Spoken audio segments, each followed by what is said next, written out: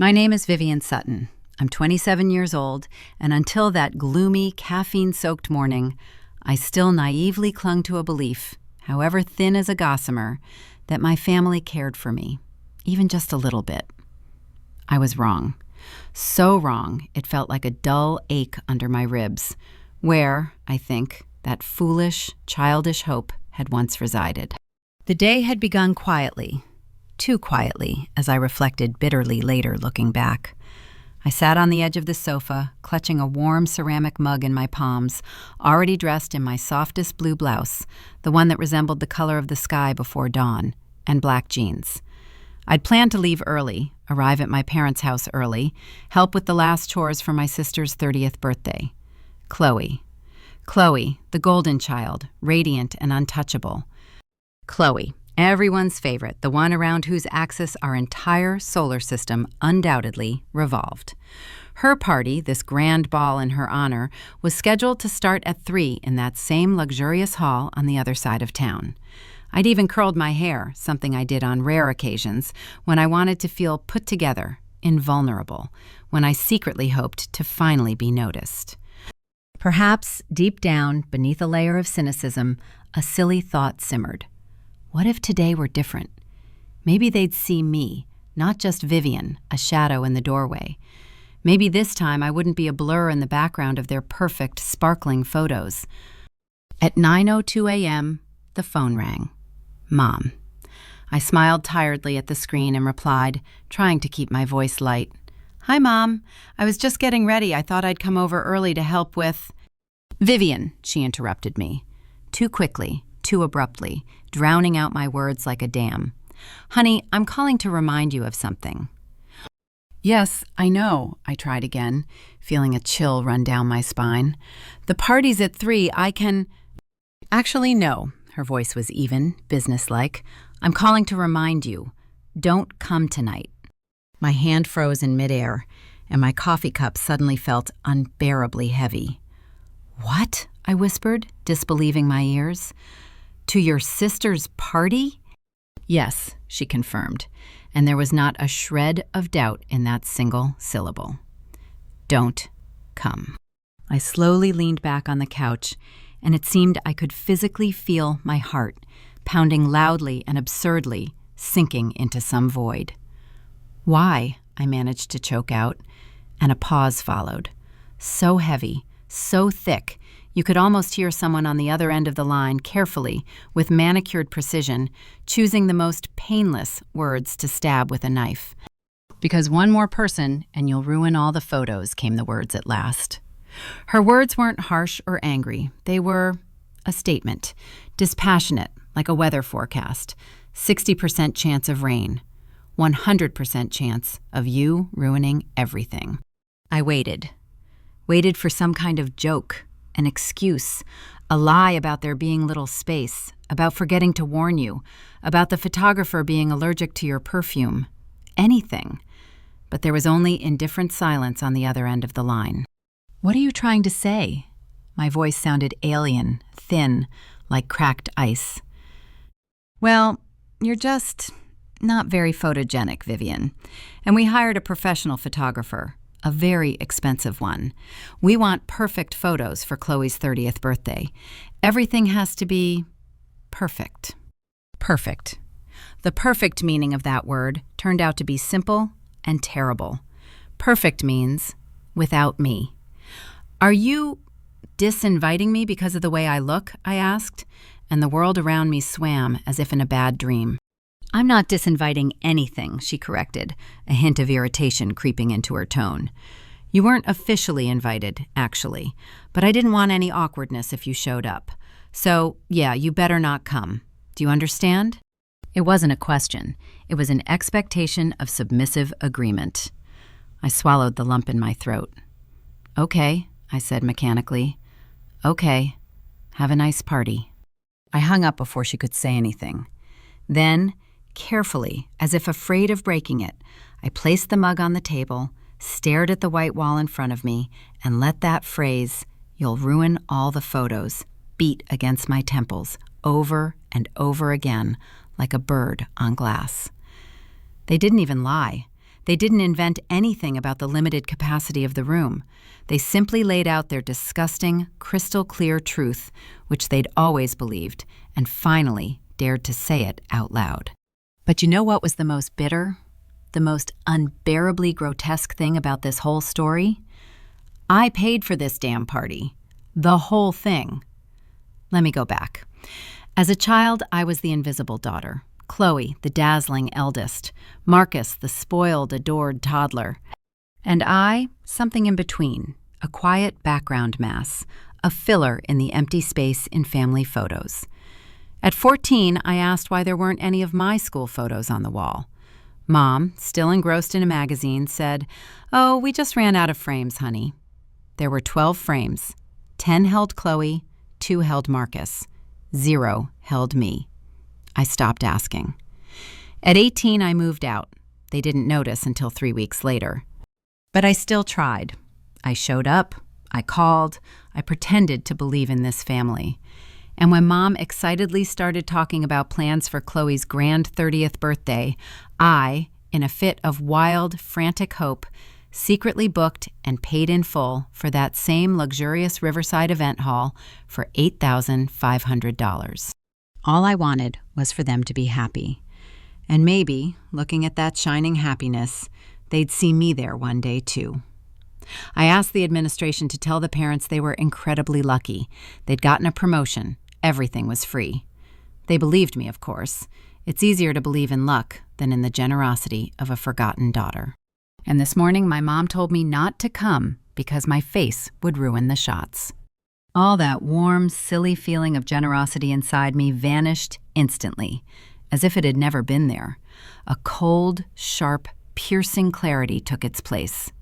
I opened my laptop and, with trembling fingers, found the contract in my email. Contact Vivian Sutton. Amount $8,500. Paid. Then I dialed the venue number. The coordinator, Sarah, answered on the second ring. "Hi, Sarah. This is Vivian Sutton. You have my event tonight at 3. "Oh, the Sutton party." Her voice became animated. "Everything is ready. It looks magical." "I need to cancel," I said evenly, looking out the window at the gray sky. "Right now." A stunned silence hung over the line. "But the event is in 6 hours.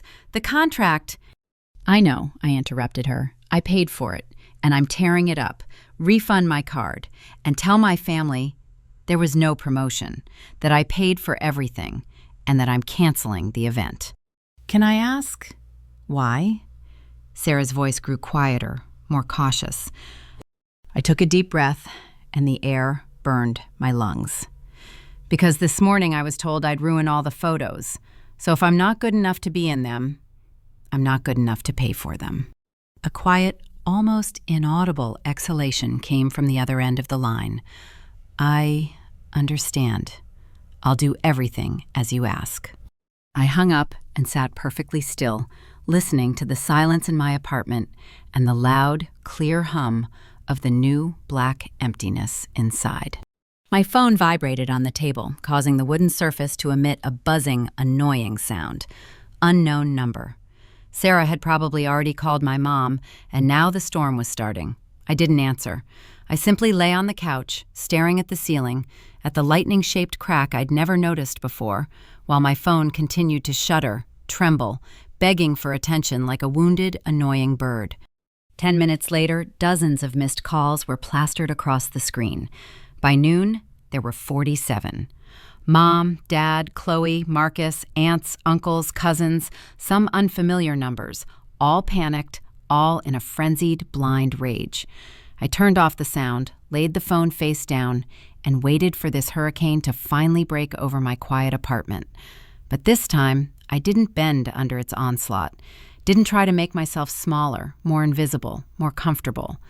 This time, I stood at my epicenter, and this was my decision, my silence, my choice, myself. I checked my voicemail after all, listening to the first recording for exactly half a second. My father's voice, clipped, furious, without a hint of a question. "Vivian, call me back, now." The second message, Mom, her voice trembling with panic and confusion. Vivian, what have you done? The establishment just called. Chloe is hysterical. The guests are all confused. Call me back immediately.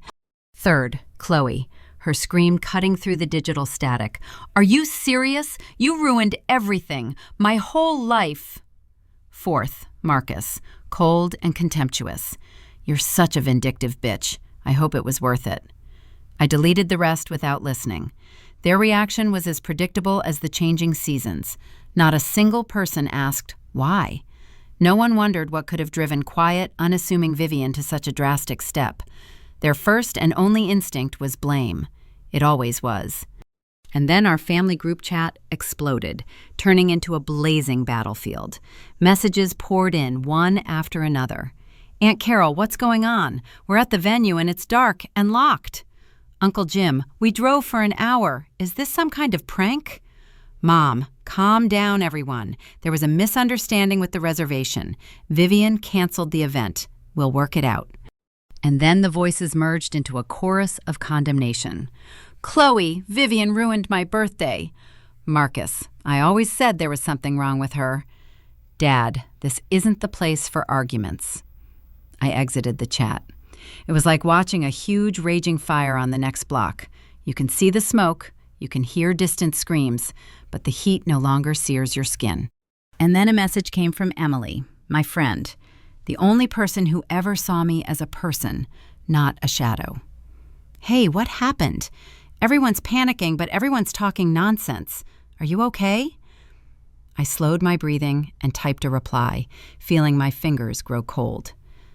Mom told me not to come this morning, said I'd ruin the photos, so I canceled the party, the one I paid for myself. Emily responded instantly. Wait, you paid for this? Yeah, $8,500, 3 months ago. And she didn't invite you to the party you paid for? Vivian, that's pure madness. Yeah, I sent, and that short word was full of all the bitterness in the world. Do you want me to tell them all? Everyone in that chat? No. If they cared at all, they would have asked already. She sent a broken heart emoji and the simple, yet so meaningful words, I'm on your side. The phone rang again. This time, I answered. It was my father. What the hell is wrong with you? His voice boomed, devoid of even a hint of greeting. Hi to you too, Dad, I said, my tone surprisingly calm. You canceled your sister's party. People showed up and the doors were locked. Do you have any idea what you've done? Yes, I replied quietly. I canceled the party, the one I paid for. There was silence on the line. Shocked, heavy. You, what? I paid for it, the whole thing. The venue, the catering, the bar, $8,500. Why? Why did you do this? His question didn't sound like understanding, but rather anger at having his worldview shattered. Because I wanted to do something good for the family. Then why cancel it? Because Mom rescinded my invitation this morning, said I'd ruin the photos. I paused, letting the words sink in. That's ridiculous, right? You want my money, but not my presence? That's not the point, Vivian. Don't be a child. She told me not to come, clearly and precisely. Vivian, stop being so dramatic. Put everything back the way it was. No, tell Chloe happy birthday. I hung up. Mom called back almost immediately, her voice wet with tears and panicked pleas. Vivian, please, I beg you, cancel this. We'll fix it. I can't. The refund has already been processed. We'll refund you every penny. I don't want your money. Then what do you want? She shrieked, and there was genuine confusion in her scream. I wanted to be invited to my sister's birthday party, that's all. But you're invited. You literally called me and told me not to come. You finally said out loud what you've always thought. Please, her whisper was full of despair. Your sister is absolutely devastated. You should talk to her about this. You're the one who canceled on me. I hung up again. 30 seconds later, Chloe called. I almost ignored her.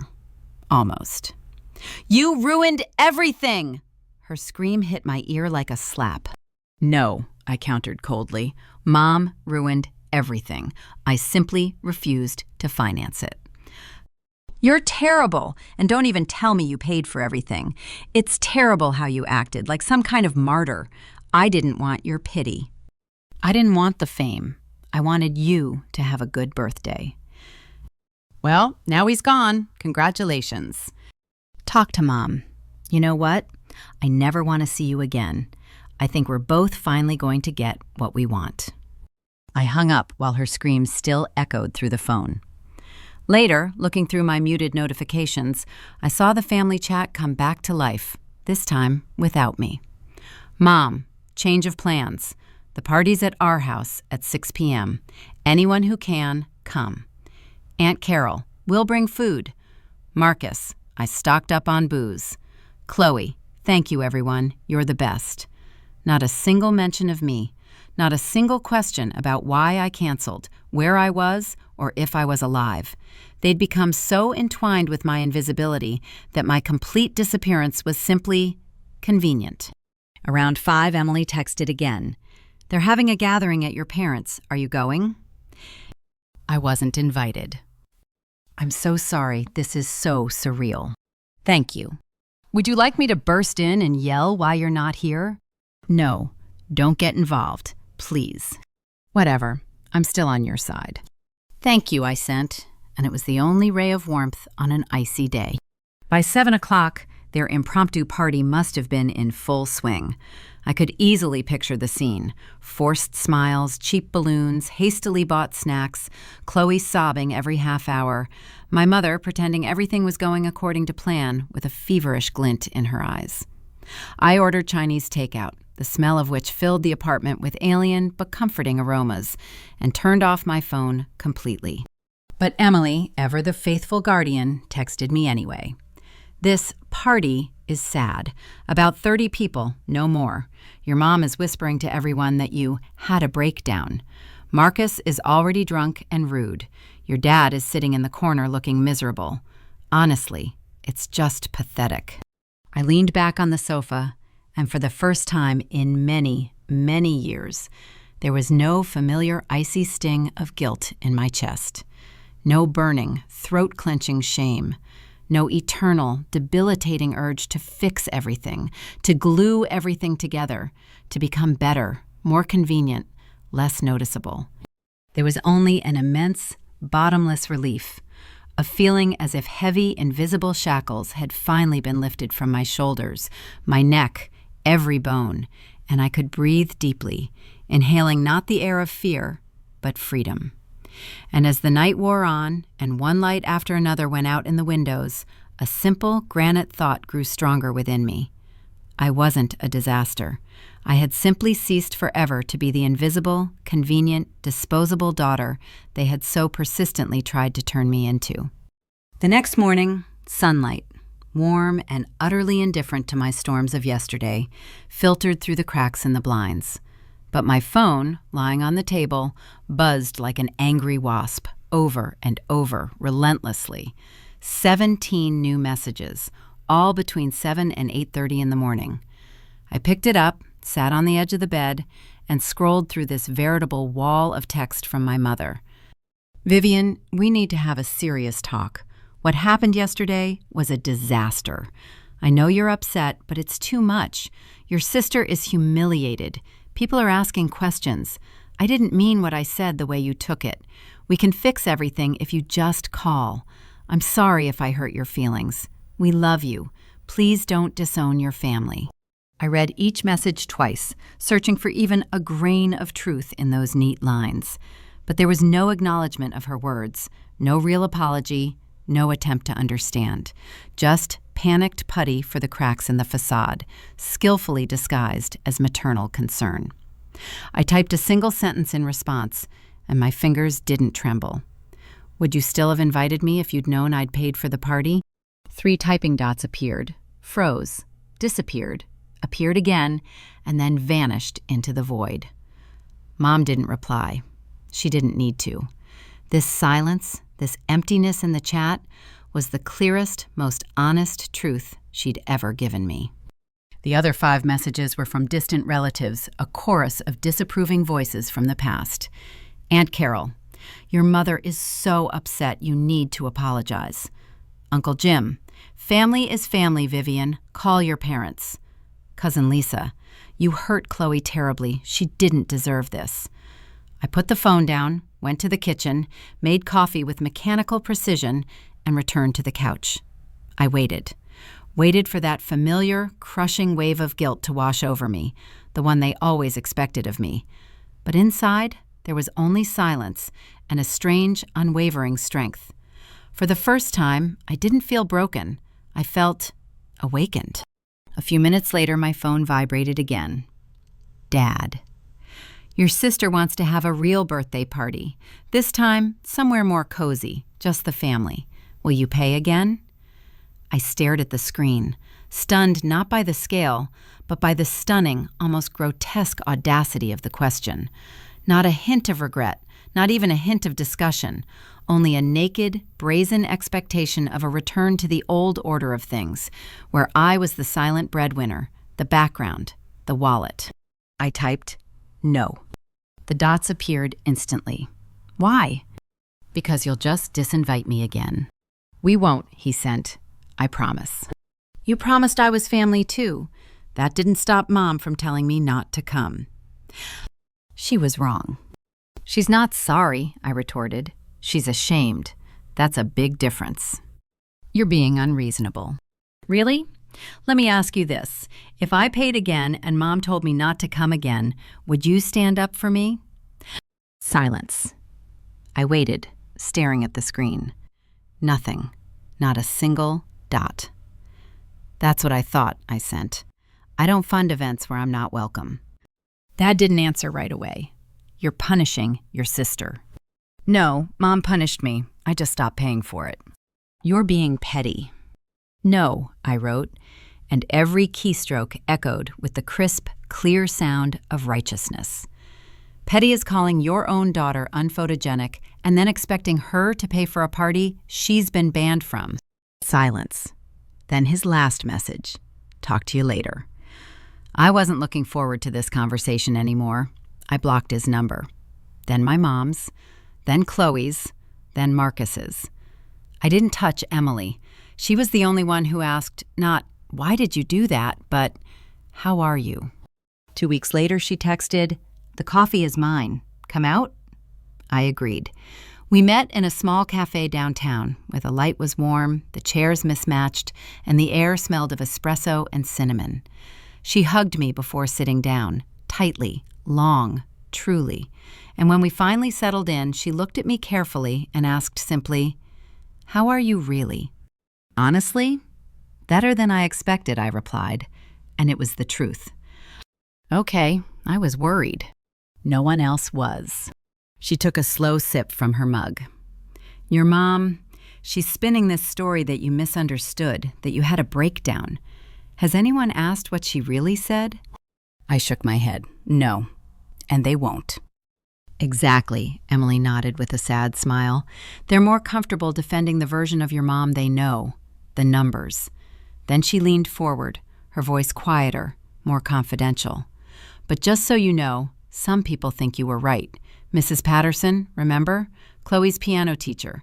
She said if someone did that to her, she wouldn't give you a cent. I let out a short, involuntary laugh. Mrs. Patterson doesn't tolerate nonsense. Exactly. Emily reached across the table and squeezed my hand. Vivian, you deserve better. Those simple words stuck in my chest, warm and painful, like a long-forgotten sunburn. After coffee, we went outside, and she hugged me again. If anything happens, I'm here, for real. Thank you, I whispered. Really. That same evening, I sat on my couch scrolling through old photos on my phone. Not the ones in my parents' albums, but mine. From group gatherings, holidays, friends' birthdays.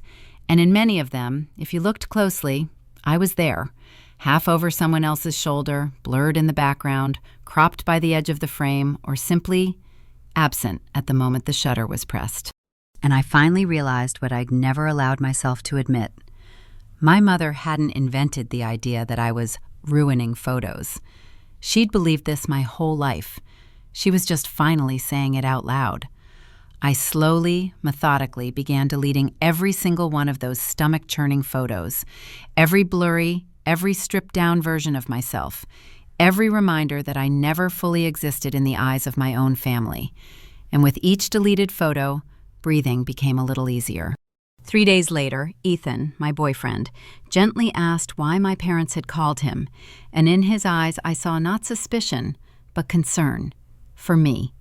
I closed my eyes, took a deep breath, shaking with all the emotions pent up over the weeks, and poured it all out to him. Every pitiful incident with the photos, every cold word from my mother, the money story, my quiet rebellion, and its deafening consequences.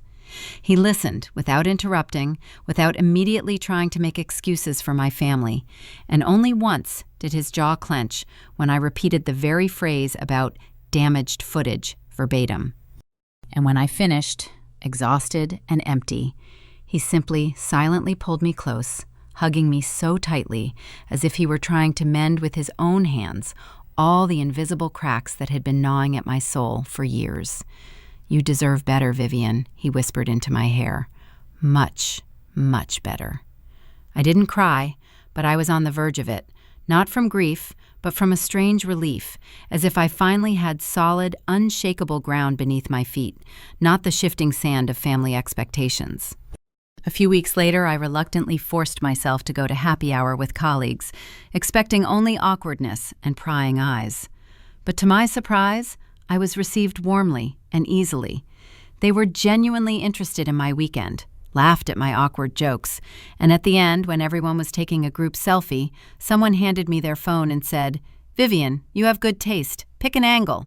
But Maya, our spunky designer, immediately jumped up and grabbed my hand. "No way! You're not off camera," she declared firmly. "Let someone else take the picture. Come here, in the center." And she practically pulled me into the front row. In that photo, I was smiling, broadly, naturally, genuinely. My face was in focus, noticeable, desirable. Later, Maya sent me the photo with the caption, "Best team night ever." I stared at it for a long time, then set it as my phone wallpaper. It was like reclaiming a piece of myself I hadn't even realized I'd lost. Weeks passed. I started therapy. I joined a volleyball team with Ethan. I was terrible, but I laughed harder than anyone else about it. New photos appeared on the walls of my apartment, ones where I wasn't the backdrop, but the main character. And then one afternoon, while I was engrossed in work, an unfamiliar number flashed on the screen. I answered almost automatically. "Vivian, it's Mom. Please don't hang up." I remained silent, and the silence grew taut. "We need to talk. Really." Her voice trembled, but I heard fear in it, not remorse. Fear of losing control of that obedient, invisible version of myself that was always at hand. "What do you want?" I finally asked, my voice sounding strange and flat. "To fix everything. To explain. Then explain."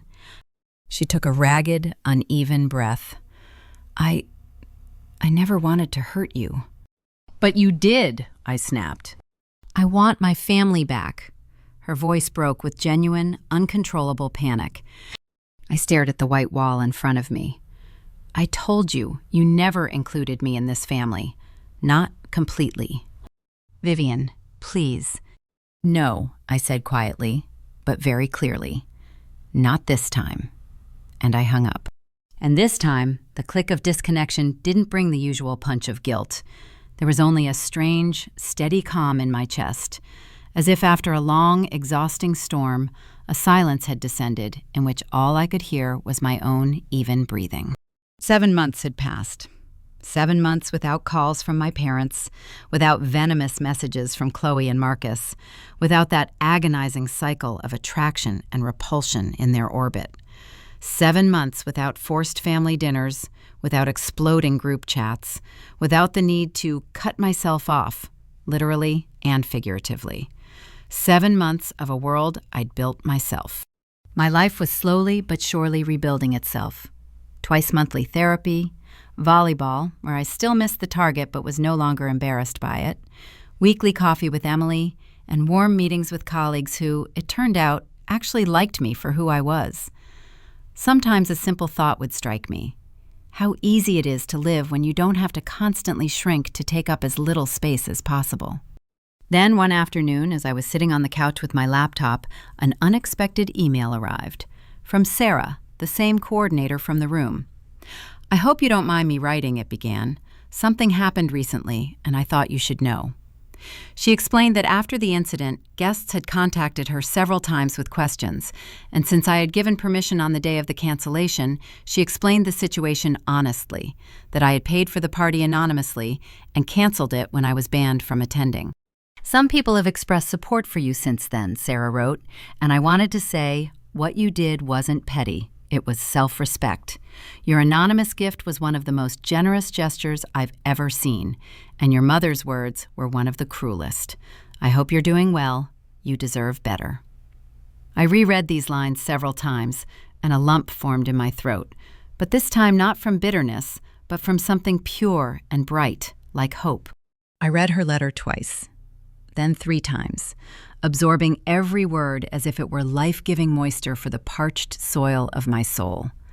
By the 4th time, my vision blurred, and for the first time in all these months, since the day of the disaster, I began to cry. These weren't tears of sadness or rage. They were quiet, almost soundless cries of relief, the kind that happen when someone from the outside, a complete stranger, finally speaks aloud the truth you've carried within you but were afraid to voice yourself. The truth that you're not crazy, that your pain has a right to exist, and that your actions weren't a betrayal, but an act of self-saving. When the tears stopped, I wiped my face, took a deep, steady breath, and typed a reply. "Thank you. You have no idea how much this means to me." Then I looked up at my new photo wall in the living room. 16 pictures in simple frames, all from the last few months. Coffee with Emily, her laughing face next to mine. Volleyball night, where Ethan and I, flushed from laughter and effort, hugged each other with the team. That spontaneous happy hour selfie, where Maya practically shoved me into the front row, and I smiled so wide my eyes were slits. In every photo, I was visible, recognizable, real. I was myself. A few days later, I met Emily again. She plopped down in the chair across from me, her scarf slipping off her shoulder, and her eyes filled with the news she couldn't wait to share. "You won't believe it," she began, pulling her cup closer. "Chloe turned 31 last weekend. Small restaurant, maybe 20 people. She paid for everything herself." I took a sip of my latte, letting the words sink in. And your mom came to me, asked that I invite you to come." My heart didn't skip a beat, didn't speed up. It just beat calmly and evenly in my chest. "Really?" "Yeah, she said it would mean a lot to Chloe, that she'd be happy." "And what did you say?" "She said that if she wanted to see you, she should call." I allowed myself a small, barely noticeable smile. She didn't call. "Of course not," Emily leaned forward, lowering her voice. "They're still waiting for you to give in. You'll pretend nothing happened. You'll go back to your old role."